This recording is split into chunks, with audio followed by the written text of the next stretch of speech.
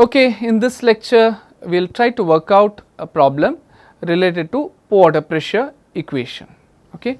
So, here the problem given is a soil is isotropically consolidated at a cell pressure of 600 kilopascal. So, there is a cell pressure of sigma 3 equal to 600 kilopascal. Please note that it is consolidated.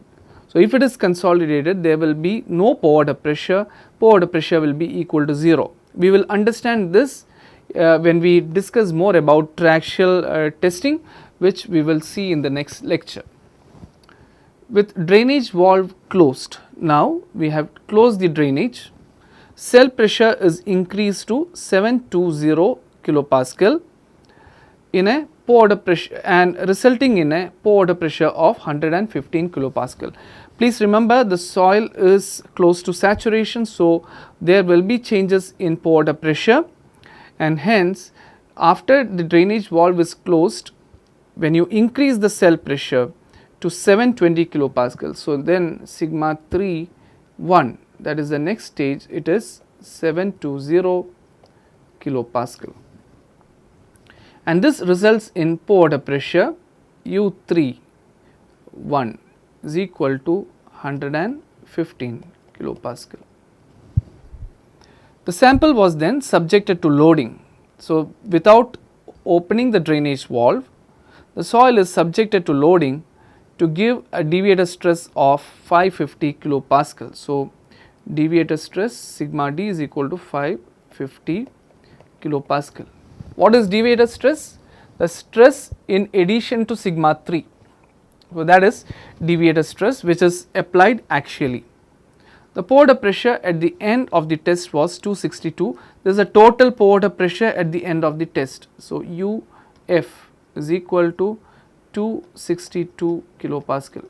Please make a note here, you need to understand the question very carefully. We need to know whether the pore water pressure is in excess of the confining or right from the beginning to the end. So, here there is no mention, and it is clear that pore water pressure at the end of the test means pore water pressure, it is total pore water pressure that has accumulated, cumulative pore water pressure in the soil sample. So, we are asked to determine the pore water pressure parameters B, A bar and B bar, and this is what we do actually in the laboratory. For a given situation or for a given soil at a given depth, we will find out using triaxial testing what is its pore water pressure parameters. This pore water pressure parameter values can be used for any other numerical modeling or whatever. So, this value can be input, and when I say parameters, mostly I am associating it to the parameter A, because B, if it is saturated, we know it is 1, or depending upon the partial saturation we will know what B value is. So, here change in confining stress delta sigma 3 is equal to 720 minus 600.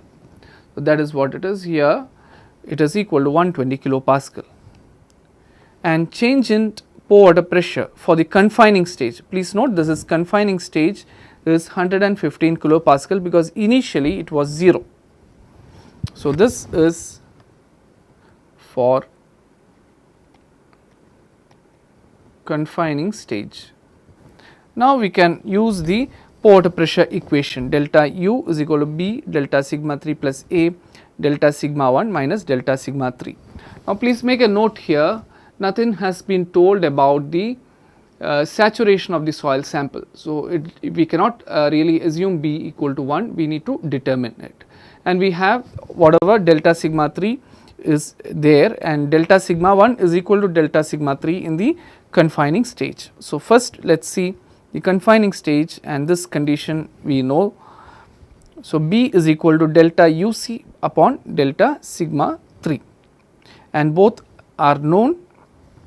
So, substituting we will get B is equal to 0.958, which is very close to saturation, okay, but not equal to 1, and practically in the lab it is difficult to obtain the value 1, it will be close to 1, maybe something from varying from 0.9 upwards is all expected for depending upon the type of clays or maybe if it is silty.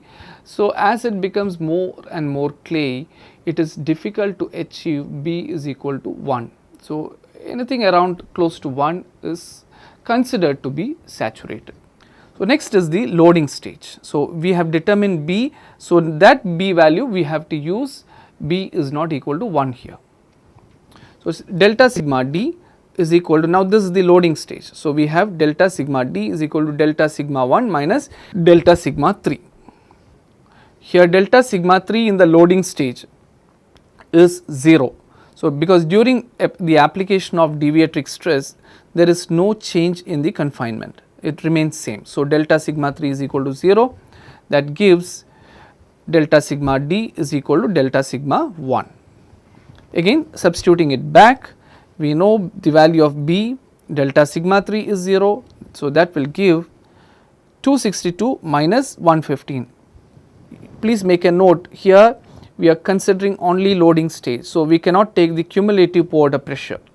So, we need to deduct the confining stage pore water pressure. Now, 115 is delta UC is equal to 115. So, we are trying to minus this from the total pore water pressure, so that you get the pore water pressure corresponding to the deviator stress application equal to 0.952 0 plus A into 550, because whatever is the change in deviator stress, that is equal to delta sigma 1. So, that we have seen here 550 minus delta sigma 3, which is nothing but 0. So, here it will be B into A first, that is A bar. We have seen, we already know that A bar is equal to A into B.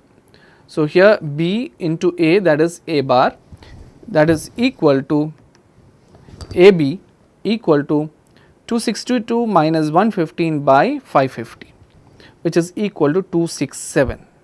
And please remember, this is due to the understanding that delta sigma 3 equal to 0 and delta sigma D is equal to delta sigma 1. So, A bar is equal to 2.267. So, A can be found out by dividing it by B, which is equal to 0.279. So, we have determined B, A bar, A. Now, what is left is B bar, overall pore pressure parameter B bar. B bar is equal to B into 1 minus A, 1 minus delta sigma 3 by delta sigma 1. What is delta sigma 3 by delta sigma 1? This is the stress ratio. Now, here please do not go by delta just like that for stress ratio. Stress ratio indicates what is the ratio between the total, the vertical stress, that is major principal stress, by or it is between delta sigma 3 by delta sigma 1. So, it is minor principal stress upon major principal stress. So, do not go by delta here, because it is the overall stress applied onto the soil. In the previous slide we have seen delta sigma D is equal to delta sigma 1, that is only for that deviatoric stress change, that is for the loading stage. Here the stress ratio corresponds to the overall stress that is applied during the whole course of the test. So, here we will have sigma 3 and sigma 1. So, what is sigma 3? Sigma 3 is 120 kilopascal, because that is what has been applied, and sigma 1 is equal to 670 kilopascal. In the previous slide it was delta sigma 1 is equal to delta sigma D. So, that is why it was 550. Here it is the overall stress that is acting, which is 670. Okay. So, that is which comes from here. So, sigma 3 is there on the soil sample, and sigma D is sigma 1 minus sigma 3. So, sigma 1 is equal to sigma D plus sigma 3. So, that is the overall stress acting on the soil, which is used for determining the stress ratio. So, sigma 1 minus sigma 3 is equal to 550. So, sigma 1 is equal to 550 plus 120. So, I have just forgotten the delta for the time being, just for you to understand that it is the overall stress which is acting on the soil sample. So, here it is delta sigma 1 is equal to 670, which comes from here. So, substituting this, we will get B bar is equal to 0.391. Alternately, you can also determine B bar is equal to delta U upon delta sigma 1. You need not go for this particular equation, and delta U is equal to 262. So, that is the cumulative change in pore water pressure. So, in the previous slide we have splitted it into confining and loading stage, but overall pore pressure parameter we will consider the overall pore pressure change, which is equal to 262 upon the delta sigma 1 here is the total delta sigma 1, which is equal to 670. So, that will also give the same result 391. So, either of these equations we can use.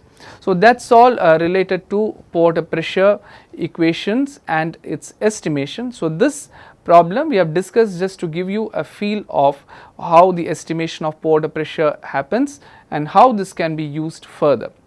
Please make a note that this information is very important when you deal with module 3 and module 4. So, before going to module 3 and module 4, please revise these portions properly so that we can use these information in the subsequent modules.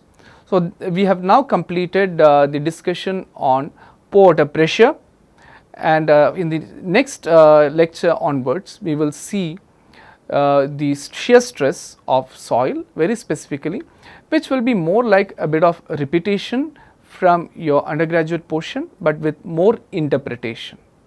Okay. So, that is all for now, and we will see in the next lecture. Thank you.